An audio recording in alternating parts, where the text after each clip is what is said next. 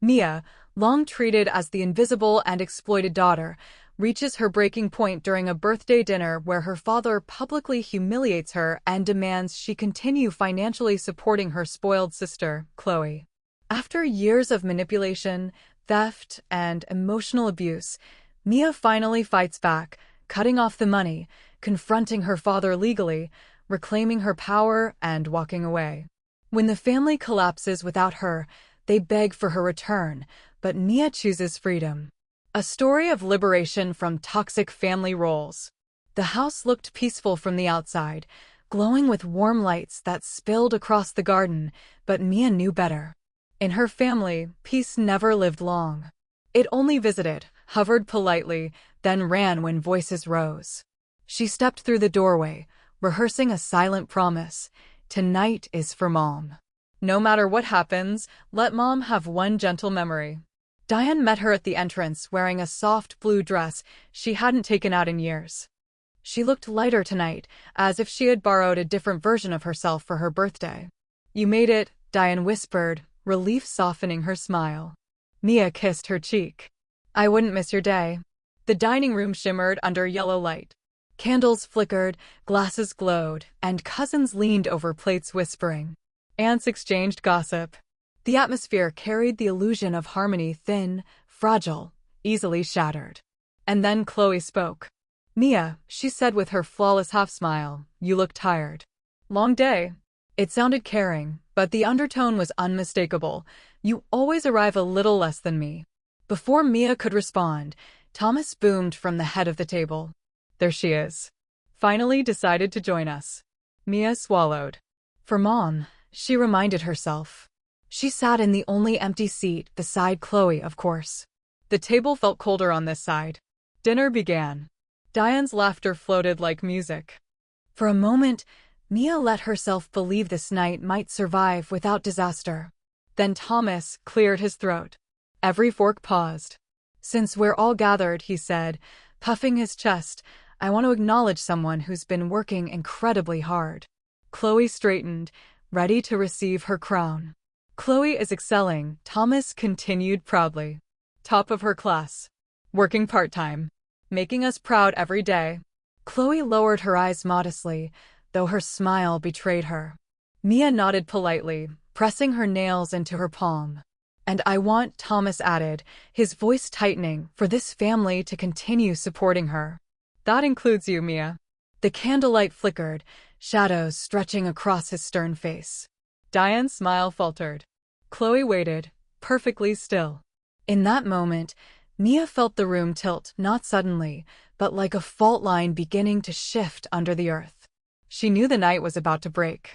The chicken had barely cooled on plates when Thomas leaned forward, elbows pressing dense into the tablecloth. "Mia," he said, as if delivering a verdict, "your sister has been struggling to get to work and school. You should be helping more." Mia blinked. "I already pay her rent." A hush fell. Even the candles seemed to quiet. Thomas waved the comment away. "Rent is nothing. She needs stability. She needs transportation." Chloe played with her napkin, pretending discomfort. "Dad, it's okay. I don't want to bother her." "You're not bothering anyone," Thomas snapped. "Your sister is selfish sometimes. She forgets family duty." Mia stiffened. "What exactly are you asking?" Chloe lifted her eyes, voice soft as honey. "I need a car, Mia. Something simple. Reliable." The request slammed into Mia like cold water. "A car," she repeated slowly. "You want me to buy you a car?" Chloe nodded as if it were a reasonable favor between siblings. Thomas's jaw tightened. "Your sister is trying to build a future. It's the least you can do." Mia stared at him, feeling old wounds opening like fresh cuts. "If she needs a car, you buy it." The room snapped silent. Aunt Marlene's fork hovered above her plate. Cousins exchanged quick, nervous glances. Diane looked between her husband and daughter with wide, pleading eyes. Thomas leaned back slowly, as if absorbing an insult. "You mean to tell me," he said in a low, dangerous voice, "that you can't do this one simple thing for your sister?" "One simple thing?" Mia's voice remained calm. "I've paid thousands already. When does it stop?" Chloe's sweet facade cracked, only for a second, as irritation flashed in her eyes. But she quickly recovered, lowering her gaze and adjusting her blouse with delicate fingers. Thomas wasn't done. "You know why Chloe needs help," he growled. "Because she's got potential. She works hard. She's going somewhere." He looked at Mia like she was a disappointing student refusing an assignment.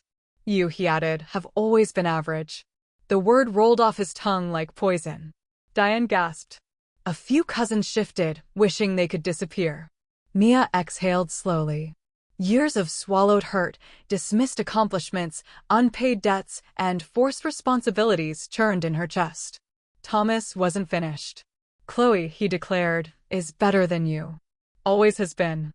Always will be." The table froze. No breath. No fork. No flicker of movement. Just silence. Something inside Mia finally snapped, not in rage, but in clarity. An icy, sharp clarity that tasted like freedom. She smiled. A cold, precise smile. "Well," she said quietly, "then she won't need my financial support anymore." The room ruptured into chaos.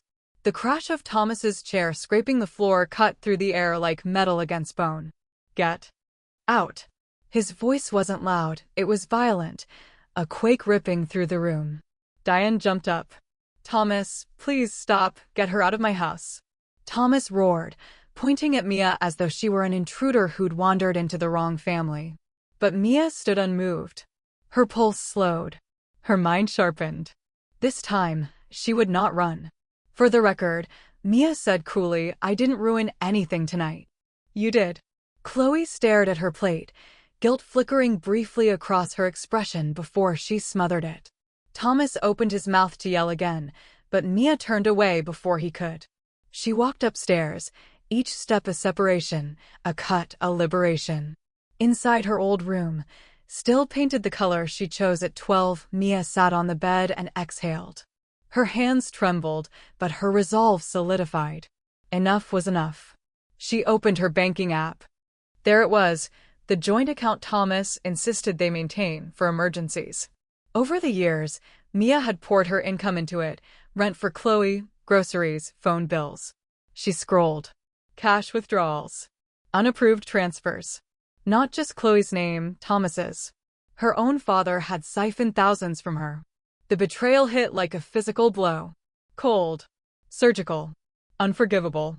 Mia transferred every remaining cent to her personal account. Then, with a single tap, she closed the joint account. A chain snapped in her chest. She left the house at dawn without saying goodbye. The fallout arrived within hours. Chloe called first. "Mia, what did you do?" she shrieked. "The account's empty. I can't pay rent." Mia calmly held the phone away from her ear. "Dad says you're better than me. Prove it. You are ruining my life." "No," Mia said. "Dad ruined mine. I'm just ending the subscription." She hung up. The next knock came from Diane, dressed in a faded robe, eyes swollen from crying. "He didn't mean what he said," she pleaded. "Your father just gets emotional." "Emotional?" Mia snapped. "He publicly humiliated me and stole from me." Diane grabbed her wrist. "Please, fix this. For the family." The words cut deeper than Thomas's insults. "Mom," Mia whispered, "you're asking me to bleed again so they can stay comfortable." Diane said nothing. Later that night, Thomas called. "You closed the account," he said, fury cracking through the phone. "It was my money.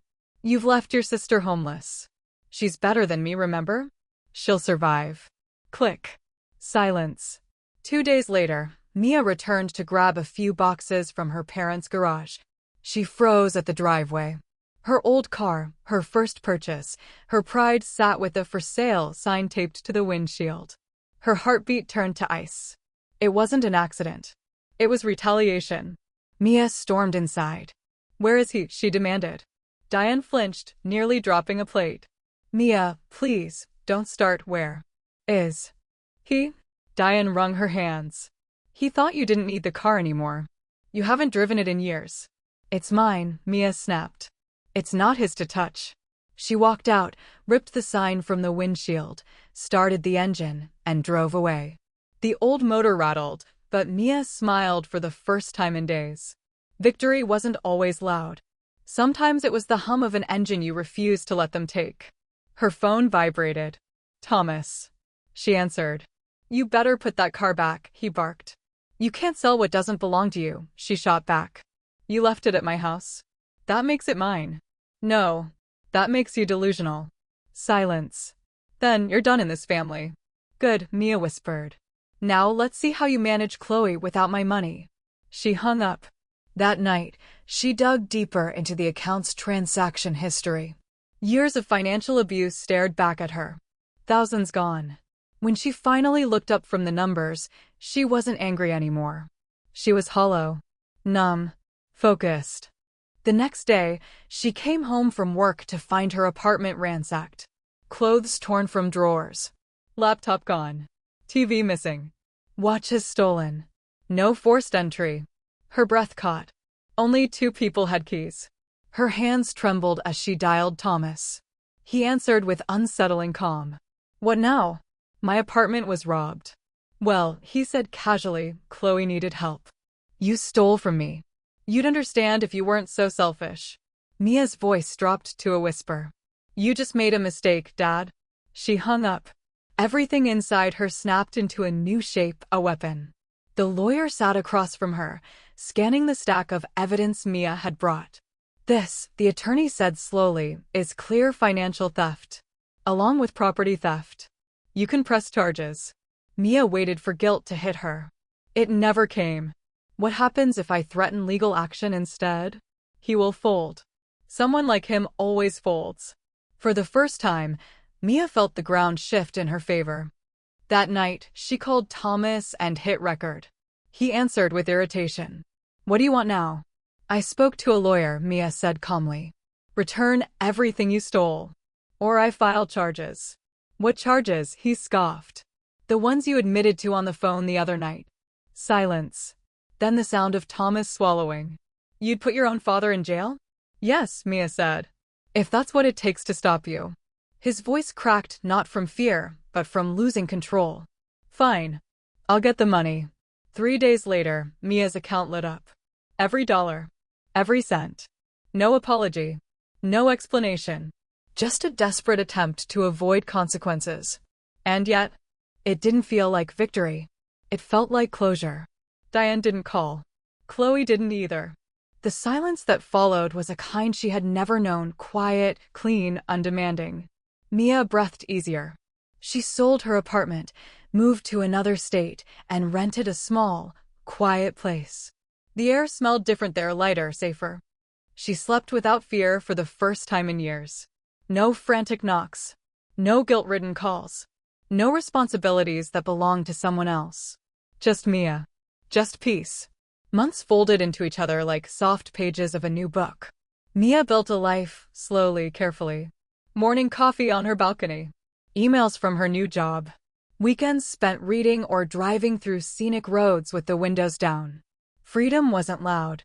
It was the absence of dread. Then one evening, her phone buzzed with a familiar name. Diane. She hesitated before answering. Mia. Diane's voice trembled. It's Chloe. Mia waited. She's pregnant. The father left. She has nothing. We need your help. Mia leaned back, staring at the quiet evening sky. A soft wind brushed the curtains. She's better than me, remember?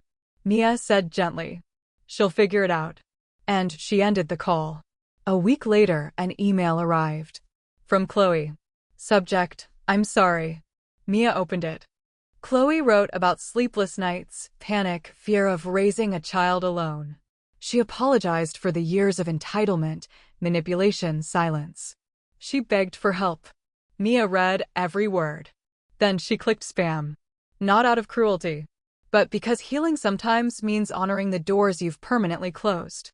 Her phone remained silent. Her heart felt weightless. Her life, for the first time, belonged entirely to her. She stood on her balcony, watching the sunset paint the world gold.